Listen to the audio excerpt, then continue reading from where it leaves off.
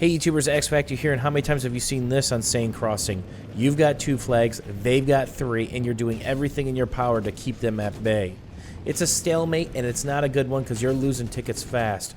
So I usually make my approach by starting to clear out various areas, including the left-hand side. If this has been a stalemate for a while, there's going to be people just piled up on this left-hand side right here. If you've got an RPG, a noob tube, make it reigneth the rubble, and you will be blessed with multi-kills, typically. But don't stay there too long. 1 or 2 does the trick, then get out of sight, let the infantry push up, because they really pile on that wall. We actually get the tank down after a couple reps, and now I'm going to push from this left side, because I want a quick push to C. Because at this point in the round, you can see the ticket deficit. We're down a lot, and a lot of the cover has been knocked down. So a close RPG shot is going to nail you. All those ledges are gone. Usually those would eat a shot or 2 due to the drop, but not anymore. Check left again. Maybe back up. Maybe go. Do you have your reactive or not? Do you have infantry pushing or not? The biggest thing is to keep that enemy tank, that enemy armor in check, and make sure you're helping your teammates out by running engineer and keeping their armor at bay as well.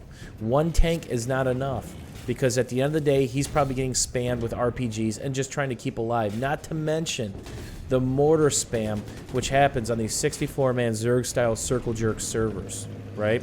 So we're going to start to push up here, and we're going to talk about cross angles. You want to get in there quick, right, just like Friday night, and get out. But we're going to talk about the cross angles. Look at this other bridge once I clear this off. My main focus is this bridge right here, right now, and occupying these people, getting on the burn. And look, the infantry pushed with me. Now look, cross angle. Look at that other bridge, all the red dots, and all the chaos. At this point in time, I'm not going to let my tank sit still. That's asking for death. I'm also paying attention to some of these rocket shots that are coming in, not to mention the javelin locks as well. Don't sit in your pile of smoke. Keep moving. Make them guess where you're at, right? They're going to see your front of your tank peek out, then throw it in reverse. Do not have a predictable motion, and try to use what little cover is here to your advantage by, again, keeping that tank in check. The last thing you want is that tank to push up on this bridge that I'm shooting at and him have a perfect side shot on you. That side shot's going to give him the most damage per shot, and at this point in time, I'm a sitting duck. So, what's the worst thing that can happen here? They can push down D as you push C. That's important.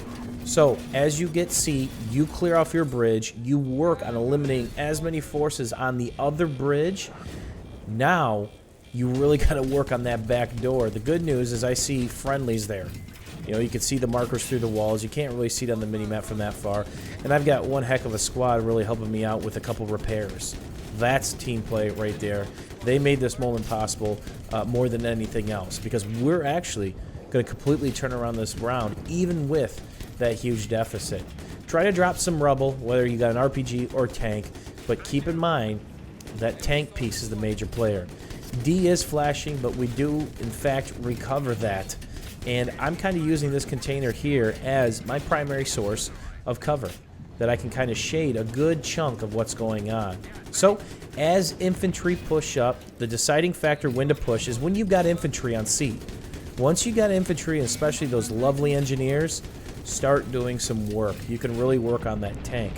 If you get a shot or 2 into him on the side, he's probably not going to press you too much if he's a smart tanker.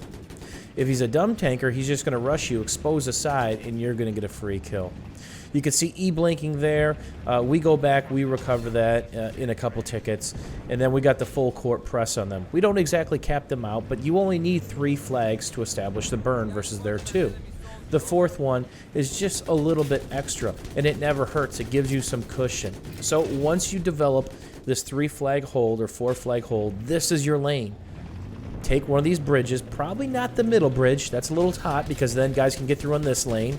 That's bad. And then get through on the far right lane. So you've got 2 major angles that you really can't swing as a tanker, because the control of this thing is just a little bit slower. Hopefully you guys enjoyed this Battlefield 3 moment, this light Seine Crossing tutorial on what to do whether you're an infantry player or a tanker. If you had a little fun, don't forget the old thumbs up.